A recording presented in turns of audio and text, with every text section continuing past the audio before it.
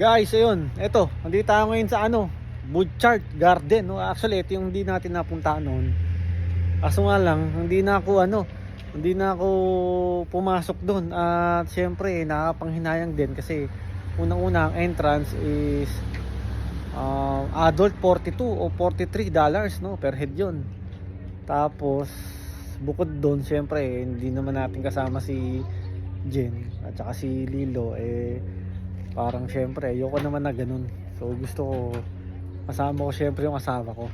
So since may tinur lang naman tayo dito, waiting na lang tayo dito sa labas.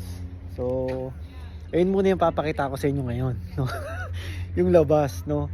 Tapos sa susunod, kapag tayo ay napunta na rito at kasama na natin sila, si Jen at saka si Lilo, at saka ako papakita sa inyo loob. So guys, tignan nyo. Oh guys, yan, oh. Yan. So actually ito allowed naman mag-park dito. Yun, doon. So doon tayo nag-park, no? Tapos syempre hindi mo po pwedeng ipasok yung sasakyan mo dito sa loob. So kumbaga ito yung pinaka drop off area nila dito. Ang ganda-gandahan dito, guys, may bus pala na bumibiyahe dito, doon. So naghihintay sila dyan mismo. So may bus dyan. Tapos dun tayo nagpark. So hintayin lang natin dito yung mga natin, yung mga pasahero natin, no? Yun, nakikita nyo yun sa loob. Dun sa loob ang guys, ang Butchart Garden. Actually nakita ko nga sa picture, napakaganda. Yan. So papasukin natin. Hanggang dun lang tayo sa may guys. Hanggang dun lang tayo sa may bilihan ng ticket. Pakita ko na rin sa inyo, guys, kung magkano. Pero nabanggit ko na rin sa inyo kanina yung presyo ng adult. Ay, dito. Ayan. May natin dito.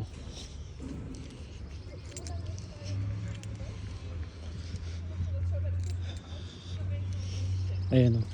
So dito ka papasok para bumili ng ticket. Yan. So ang pinaka presyo is yun yung presyo. Adult 42. Yan. So, adult 42, youth 21, children 5. Tapos meron silang 12-month pass, no, na 82. Tapos ang gate hours sila is Monday to Tuesday 9 o'clock AM to 5, Wednesday Sunday 9 AM to 10. Yan. So yun yung ito pala yung pinaka transit bus, no? So 10:46 PM yung pinaka last, no? Yan. Yun. Tapos doon ang CR diyan. So dito ka papasok. Yan. Yan. Guys, talagang dito kapag ganitong summer, no? Talagang dito. Actually, hindi lang dito sa Victoria, sa lahat dito sa Canada. Talagang makikita mo na gamit talaga nila yung tinatawag nilang mga RV van, no? Ito, nasa harap ko, pakita ko sa inyo. Yan, no? Di ba? Sarap niyan. Ang ganyan mismo. Napakasarap niyan. Agree mo, parang may bahay ka na mismo, dun sa loob mismo niyan. Meron ng meron ng kama, meron ng tulugan, meron ng CR, meron pang kainan, no? Maganda kapag mga gantong mga gantong camping, ako. Yan, talagang sulit na sulit yan. Guys, syempre pagdating sa mga gantong lakad, ay ready to. Yan. Naalala nyo yung binili nating upuan noon? Ready to, guys. Oh, diba? Ang mga gantong hintayan ba? Yan. Napulang tayo dito sa tapat. Kasi niwanan kong bukas lang yung yung pinto para hindi mainit, no? Yan.